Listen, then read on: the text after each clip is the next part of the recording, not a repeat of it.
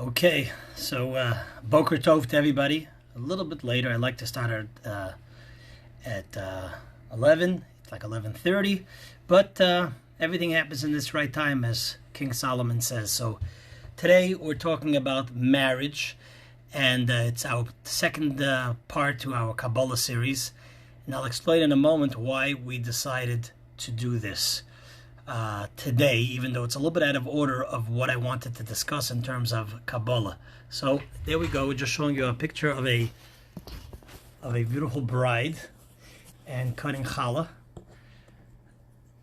And so today, first let's start with the bracha. We'll have our coffee. Baruch Ata Adonai Eloheinu Melech HaOlam Shehakol Niya Bidvaro. Hope you all answered Amen, and I hope you're all sitting with your own cup of coffee and enjoying coffee. So the reason why I'm giving this class about marriage in Kabbalah, even though, as I mentioned, it's out of order, is because this coming week is Tu B'Av. Tu B'Av means the 15th day of the month of Av. And on the 15th day of the month of Av, the Talmud tells us that it was like what we would call Shidduch Day. It was matchmaking day. The Talmud relates that the Jewish girls and boys would go out, and there would be different groups, and they would announce, "Come and get me," for various different qualities, without getting into the details of the Talmudic discussion. And the Talmud says that on the day of Tu B'Av, it was such a joyous day, and so many marriages and engagements occurred on this day, that the Talmud uses this amazing expression: Lo hayu yamim tovim beYisrael kechamisha asar ba'av ucheyom haKippurim. That there wasn't holidays, great holidays amongst the Jewish people like the 15th of Av and Yom Kippur, the holiest day of the year. It's an amazing statement. So that prompted for me to go a little bit out of order on the Kabbalah series and talk about the Kabbalah of marriage, because of this day and of the importance of marriage. It also being an institution, we call it the institution of marriage, which is so vital, so important in the well-being of our family and in the raising of the next generation. So there have been, and there is continuously, countless books about how to have a successful marriage, how to bring about shalom bayit, peace in the home. And today's class is not, you could give so many ideas and thoughts, and which are all important and wonderful and beautiful and necessary, etc. But the objective of the class today is to give the Torah / Kabbalistic or mystical, or the approach from Jewish mysticism. And let me explain the uniqueness and the benefit of approaching marriage from the perspective of Kabbalah. As we started to mention last week, Kabbalah is part of the Torah, and it is the lens of how we view the mystical and inner core of things, the inner core of creation, the inner core of our soul, the inner core of our purpose in life, the inner core of mitzvahs. So when we talk about marriage, which is the foundation of and bedrock of society, so if we want to understand how to make sure there's peace in a home, there's a successful marriage, there's an enduring marriage, the Kabbalistic Torah approach is vital, and it has the benefit of not just dealing with symptoms and dealing with certain practical suggestions, which are important, but it deals with the core of the issue. And when we understand and meditate and appreciate the core of the issue, a lot of other things will fall into place. So let's move on.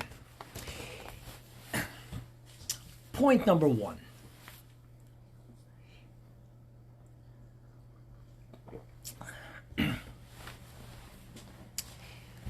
And let me introduce this by a known Jewish joke, story. It's a classic story. Many of you, I'm sure, have heard it, but it's here to highlight a point. It's a story of a girl, boy, young man, young woman, then they're dating. And the man, the boy, is very, very full of himself. And he is sitting there with his date, and he's telling her about how great he is. I do this, and I do that, and I have this quality, and he's just constantly talking about himself. We've all met people like that. And finally, and she's sitting there, she's being polite, yeah. And finally he stops and says, you know what? It's enough me talking about myself. How about you talk about me for once? So that's a joke, but there's truth to that. And I will even go as far as to say that we all suffer a little bit of that self egotistical importance. Marriage is something that occurs on the most sublime spiritual levels. The Torah, especially in Kabbalah, continuously describes the relationship of the heavenly spheres, the mystical interactions, whether it's the attribute of Chachma, which is the highest of the 10 Sfirot, and the attribute of Bina, which is the next as the union of the feminine or the masculine and the feminine energies. When it talks about creation of God and this world and in general everything that God emanated from, it talks about Orot, which means the light, the energies. The Kelim means the vessels, the receptacles. And that again, the Yichut Orot v'Kelim, the unification of the Orot, the lights, the energies, and the Kelim and the vessels, receptacles, is referred to as a marriage. The metaphor of marriage exists within many areas of creation. Shabbat and the Jewish people are compared to a marriage. So this metaphor or this element of marriage exists sort of on both ways. What I mean by that is like this. Kabbalistically, the comparing and the study of the mystical dimensions of marriage, meaning how God created the world, the universe, and so on, is there to go in both directions. Meaning, by understanding what's happening in our own marriage, as King Solomon says, Mipsari echze Eloka, we could better understand how the cosmic and godly levels work, and vice versa. By studying and understanding the mystical dimension, we learn that our marriage is a manifestation of that and enables us to have a more solid understanding and better relationship and loving relationship in our marriage. So that's why this Kabbalistic approach is so important in both directions. Now,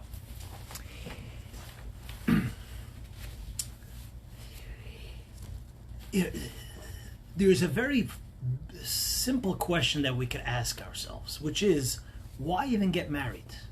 Why get married? I mean, I had this question last week from a young individual who was having a situation, and the question came up: why get married? If we compare ourselves to wildlife out there, nature, most in fact species don't get married. They don't make this lifelong commitment. Some do in the world of nature, but many do not. You just get together for a short period when the female is on heat, talking about in wildlife, and there's a union, there's offspring, and that's how the species is survives. So why do we need to get married? What do I need a headache for? What do I need the expense for? What do I need? I'm talking as a male, right? So you might ask yourself, what do I need it for? What do I need this limitation? What do I need this? Go ahead, have a child. You have a responsibility to the child, fine, that's good. But why do we need marriage? And in today's day and age, we're seeing that happen a little bit more, where I don't need marriage. We'll have a kid, and gegangen weiter, as we say in Yiddish. So this question is a good question. It's a good question if you're coming strictly from a biological perspective, and you're looking at man as just another part of life, of existence. However, the Torah and Kabbalah tells us the following. When we look at the history of man, the way man was created, we look in Genesis, was unique and very different than all other creatures or creation. With all of creation, God tells us in Genesis, God created male, God created female. However, with man, Adam and Eve were created as one entity, and then God separated them, as it is related very specifically in Genesis. In other words, man and woman are one. They were separated because the feminine and masculine aspect of Adam and Eve were meant to separate, develop, and then come together. And as the verse says, "V'hayu lebasar echad," they come back and become as one. Meaning, there is a much greater oneness that's achieved after they develop on their own, and then they come back together as a couple. So what does that mean? So I want to step back for a moment and then come back to this. Talking about the metaphor of marriages, we find that metaphor also exists with regards to the soul and the body. Our soul and our body is compared to a marriage. The soul is the orot, as we mentioned before, is the energy, and the body is the keli, is the vessel. And when they come together, there is a marriage. Now, what's the purpose of this?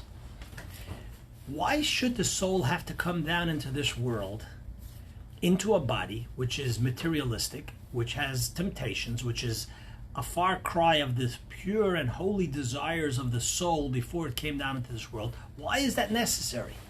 Why? And Torah, Kabbalah teaches us the soul is perfect when it's up there. But that perfection is sort of in its essential state. The purpose of the soul's descent into this world, amongst other things, is for the soul to then, within the character, the personality, the talents, the experiences we have in life, to allow that core essence and goodness of your soul to shine and guide your specific character, personality, etc., for the good.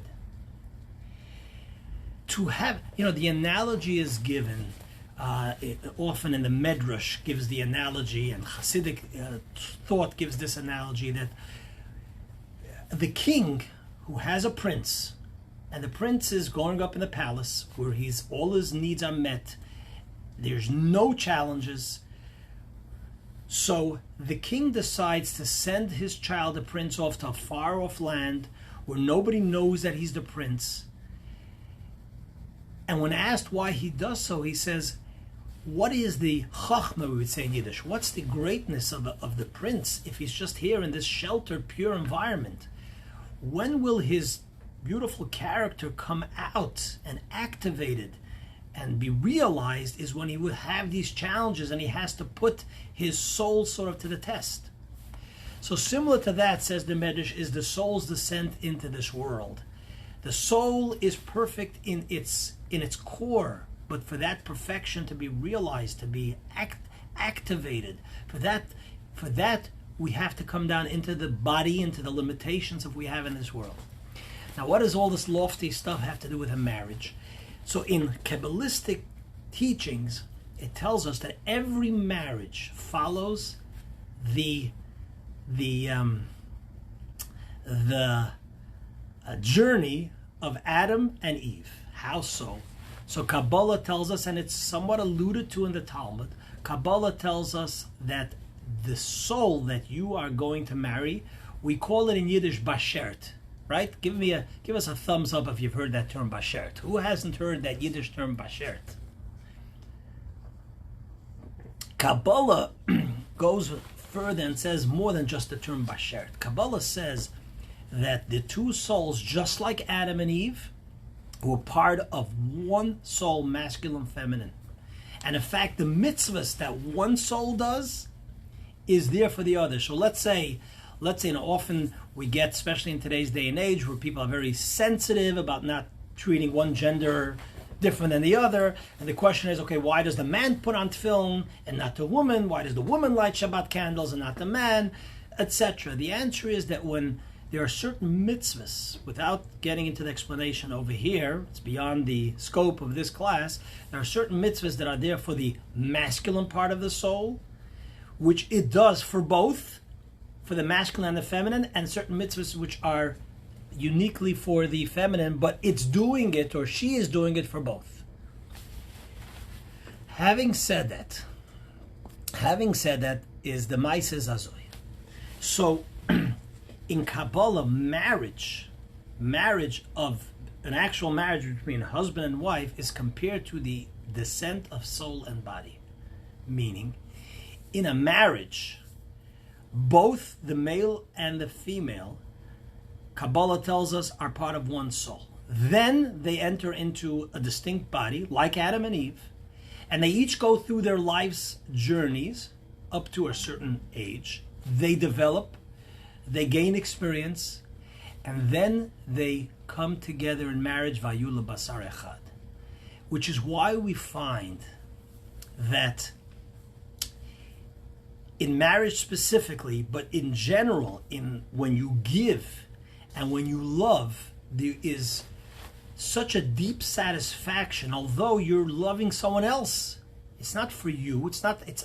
But the more you are altruistic in your love, the more you truly give to your spouse, the better and more wholesome, or to any human being for that matter, but especially in a marriage, the more wholesome you feel, because your soul feels that oneness that you have with your spouse.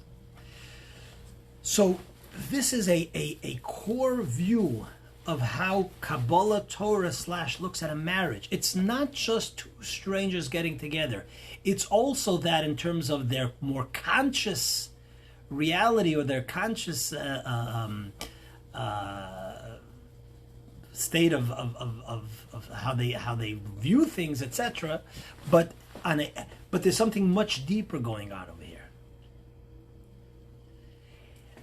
It's one original one, and there's that oneness, and that's why the marriage between husband and wife, between man and woman, is not like the rest of creation.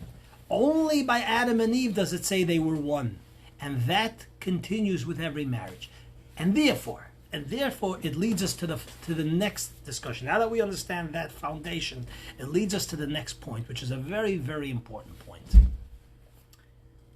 L'chaim, Mazel Tov.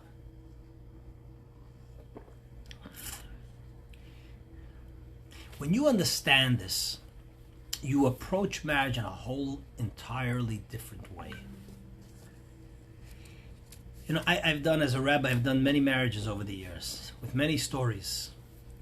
I even had a marriage where the next night, I did a wedding, nice, fancy hotel, money spent. The next night I was called in because bride and groom ended up going back to their parents, and they were having issues. And by the way, I do want to say it's not uncommon for the marriages in the beginning to have issues. It's not uncommon. If you're going through that, it's normal, I would even say. Because unlike the way marriages are portrayed perhaps in the movies, in reality there are two very different personalities. Because even though you might be part of one soul, but you're very, very different personalities. But here's the issue, based on what we just discussed on the approach. This is the difference when it comes to issues or challenges and faults. It's inevitable, but that after a marriage, you get married, that you will see faults within each other. It's inevitable. You only show your good side while you're dating. But with this knowledge that you're part of one soul, when you have faults, you have to understand part of the purpose of marriage, just like the purpose of the soul coming down into this world, is to bring out the greatness in the soul, to correct your shortcomings, and by digging deeper within your soul, you're able to do it. That is part of the purpose of a marriage. Part of the purpose of a marriage is not just to satisfy your needs, not just to for somebody to make you breakfast. Yeah, there are responsibilities in a marriage, but a marriage is not about forming an LLC. I do this for you, you do this for me. And a marriage, and therefore when all of a sudden I start seeing certain faults, or I would say, I've done counseling over the years, most marriages that fall apart, if there was a different perspective and attitude, the marriage can be saved and nurtured into a continuous, beautiful marriage. King Solomon says, Shlomo Melech, the wisest of all men, says, Hakol pishayim techase ahava. On all faults, your self-love will cover, or one that you truly love, a child or so on. One of the most difficult things for a person to receive is criticism. The Mishnah says in Pirkei Avot, in Ethics of the Fathers, Ehov et hatochacha. You should love constructive criticism. But the reality is that one of the most difficult things for us to absorb, for us to deal with, is criticism. And why is that? You should cherish criticism, as the Mishnah says. It's the only way to become a better person if someone criticizes you, and you take that critique, you analyze it, and so on. But very seldom do we do that. And the reason for that is because usually when someone criticizes us, we don't hear the specific critique. What we hear is the person saying, "You're no good. I don't like you. I resent you." There's different levels.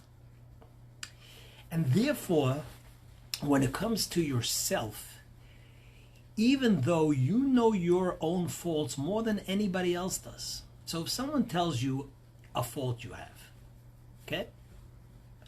I know I have faults, but this is not a time for confession over here. But if somebody will highlight to me that fault, you become defensive, you are insulted perhaps. Although you know your fault about yourself far better than anyone else does. But you don't want to hear it from someone else. And regarding myself, it doesn't... Why? Regarding myself, I'm not offended if I say to myself, "You're this, you're that." Although, you got to be careful with that too. Because, and this is... I'm veering off for a moment. One of the key things in a healthy marriage and in a healthy relationship in general is to love yourself as well, in a healthy way, not in an egotistical way. Somebody who doesn't like themselves and is miserable about themselves will find it difficult to love somebody else. That's a side important point. Having said that, with yourself, Shlomo Melech says, Akol pishayim techase ahava. And all sin and faults, your own love. Because when you self-criticize, you know it's not because you don't love yourself. You love yourself. So going back to the marriage discussion over here, the important marriage discussion, is if you approach marriage and you know and you meditate and you truly understand what Kabbalah and Torah is telling us, that in a marriage you're part of one soul, and then you start seeing faults in your spouse. But if you have that underlying foundation, then you understand that it's something that together you have to work on fixing, on correcting in a way that it makes you both a better person, no different than the purpose of your own soul coming down into your body, which is compared to a marriage. You're married to your half. And if you're married to your half and all of a sudden there are some faults, which is part of being human, and it's part of, in fact, the purpose of why you're getting married, is to get married to a person, no different again than your soul to your body, that is not perfect, and together as one you deal with those imperfections. Verstehst what I'm saying over here to all of us? When you approach marriage in that way, it's a whole different approach. Just like let's use the analogy which we could relate to a little bit, your own child. You love your child unconditionally. What happens if your child has faults? What happens if your child has shortcomings? What do you divorce your child? You understand this is the child that God gave to you for you to make the best person, and nobody else could bring out the best in that child as you can. And it is so too with a marriage. While there are extreme cases where divorce is mandated, I could say like this, that Shalom Bayit is so important. The Talmud tells us that we only find one case in the Torah where God says you could erase my name, and that is to bring peace between husband and wife. Where the Kohen, the Torah tells us the Kohen puts God's name on a parchment, puts it into water, and God's name is dissolved into that water, with the story of the Sota. And the Talmud says, because God says, let my name be erased in order to bring peace between husband and wife. The Talmud says that as much as the Torah tells us, midvar sheker tirchak, you should distance yourself from a lie, from an untruth.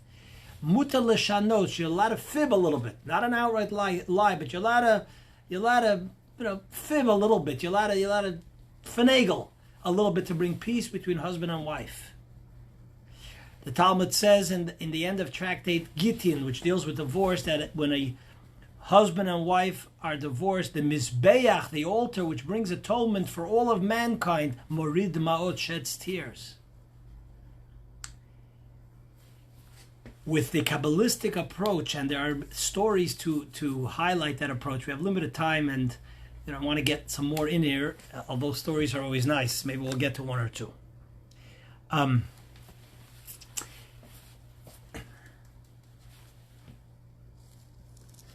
me look at my notes here for a second to see if I'm not missing something out of here. Okay, so this is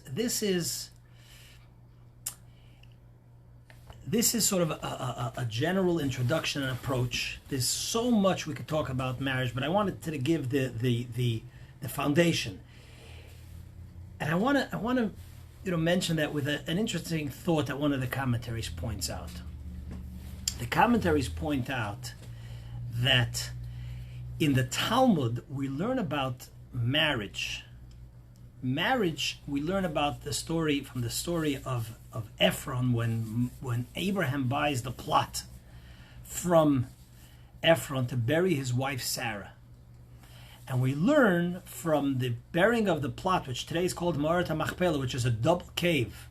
There's a double cave. There's a piece of property both above the ground and under the ground.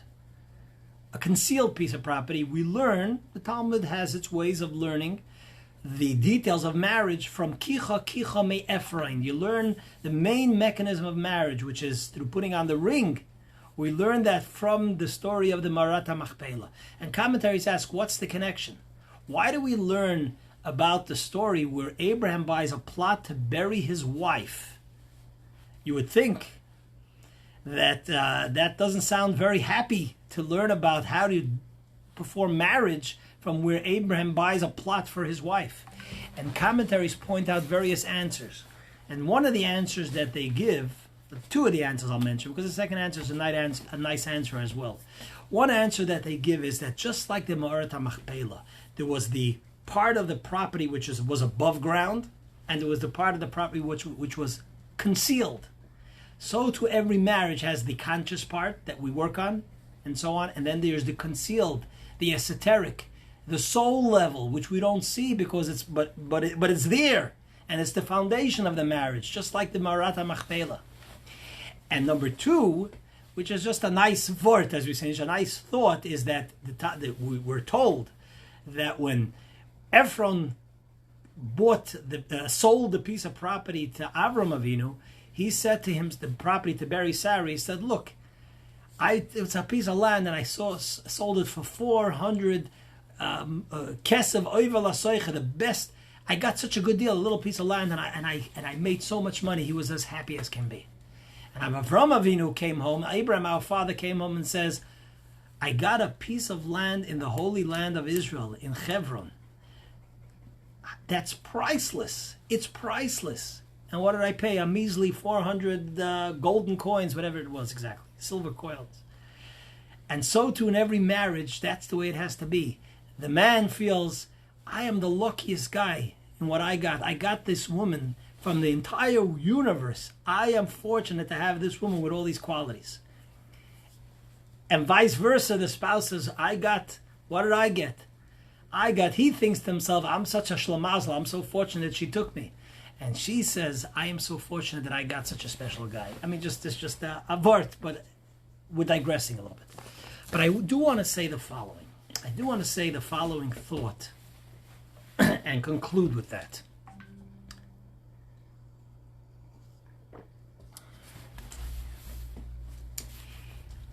When we talk about a marriage, and we talk about the Jewish approach to marriage, and we talk about the Kabbalah approach to marriage and Torah approach to marriage, we have to understand there is a Jewish approach. And how do we know what a Jewish approach is?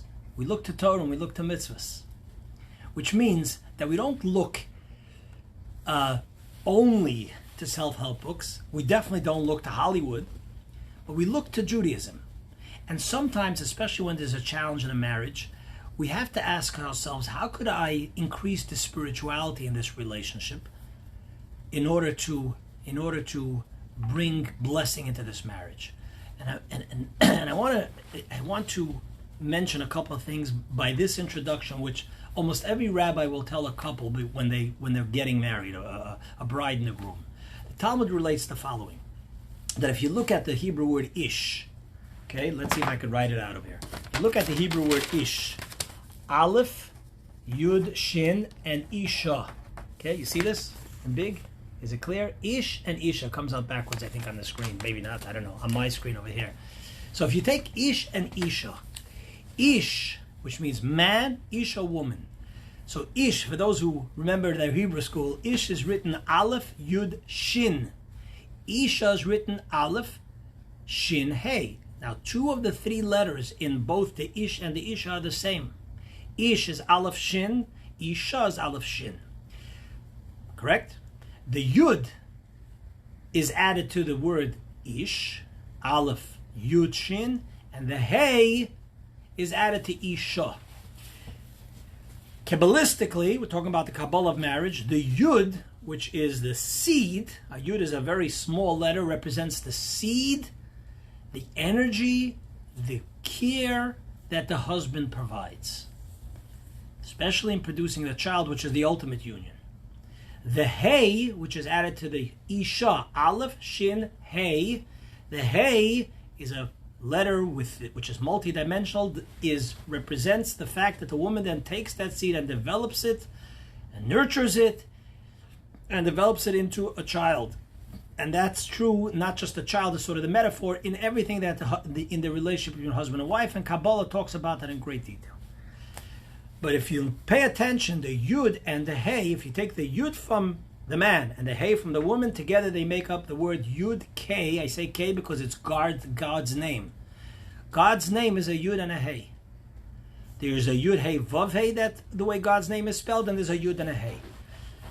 And what the Torah is telling you, in the name of the man and woman, is that in every marriage you need to introduce God, you need to introduce purpose, you need to introduce something greater than the two of you in order for that to be a healthy, successful marriage. And in fact, the Talmud says, and Rashi elaborates, that if you take the Yud and the Hey out of the marriage, if you take the Yud and the Hey out, what you have left is Eish. What you have left is a destructive fire. A fire of dissent, a fire of argument, a fire of hatred, God forbid, that is introduced, that seeps into this marriage. So if you want to have a healthy Aish, a real fire, proper passion, you have to have the Yud and the Hey there. You have to have a marriage which is based on the teachings and the understanding and the purpose of what we were created for. The marriage is not just between husband and wife. You have to bring God. You have to bring something greater than the two of you, which introduces humility, which introduces meaning and purpose into the marriage. Otherwise you're left with Aish. And therefore, one of the ways to do that is to bring in certain mitzvot, certain commandments, not only the knowledge of this, and that's how you invite God into this marriage. So, for example, one of the mitzvot which are important for Shalom Bayit, in addition to the mitzvah on its own right, is to have a mezuzah at your home. A mezuzah is a way of inviting God into your most sacred or your most private domain. In a person's home, you feel, it's my home. But inviting God into your home, in fact, according to certain opinions in Jewish law, marriage is consummated when, after the chuppah, having the chuppah and the marriage, you bring your spouse home. The entering of the home is something that consummates the marriage, according to some halachic Jewish law opinions. Another mitzvah, which is very spiritual in terms of enhancing your shalom bayit, your peace at home, is the mitzvah of tzedakah, to have a charity box in your home, to show that you care for someone else, and in turn, God then brings peace and harmony within your home. Of course, it is also the mitzvah of tarat hamishpacha, keeping the laws of family purity, which really deserves a class unto its own. Those laws definitely, even scientifically, make sure that there is a passion and love in that marriage that continues. What am I missing over here? And I want to say another interesting thing, by the way. If the interesting thing that we have found, and the Rebbe, Rabbi Menachem Mendel Schneerson, has given this guidance, and it's based on what says, I guess, in our holy books, I'm not sure the source of this, is that sometimes strife in a marriage, which represents that unfortunately there's a lack of blessing in this union, even though you're part of one soul, is because perhaps in a previous either marriage or dating, you ended it off in a hurtful way to the other partner. And there were times, I even remember reading, I think it was a letter and a story of a couple that did not have kids. They wrote to the Rebbe, and the Rebbe asked whether in someone that the husband dated before, was he hurtful and how he broke off the dating. And it turned out that it was. The Rebbe said he should write a letter to her asking for forgiveness. And after that was done, they were blessed with a child. So that is another sort of spiritual approach in how to enhancing a perhaps troubled relationship. And this is in addition to so much other. It's hard to encapsulate it all into one class, but I was trying to get to sort of the core of the issue from a Kabbalistic perspective. You could now continue the class by all your marriage jokes that you know, that basically every rabbi knows almost every marriage joke. But we'll leave that for another time. Everybody should have a fantastic day. You should celebrate Tu B'Av. Tu B'Av is the day, as I said before, the 15th of Av, which I think is on Wednesday, is the day where is the day when Shidduchim and marriages happened. So maybe take the time to really think about what we just discussed today. Take the time to think about all the tremendous virtues of your spouse and how she puts up with you, etc., etc., and look for ways to enhance and to bring more love and selflessness into the relationship. All that is just fantastic. Thank you for watching. Share these words of Torah, and let's bring more goodness and more light and more union, more positive union and marriages between parties, which is all for the good, especially when there's opposites. Opposites attract, and we're dealing with a society and politics and so on where there's a lot of opposites. But with the right approach, we could and we must continue to try, starting with our own circles, to bring harmony and peace within those opposites. Everybody have a fantastic week.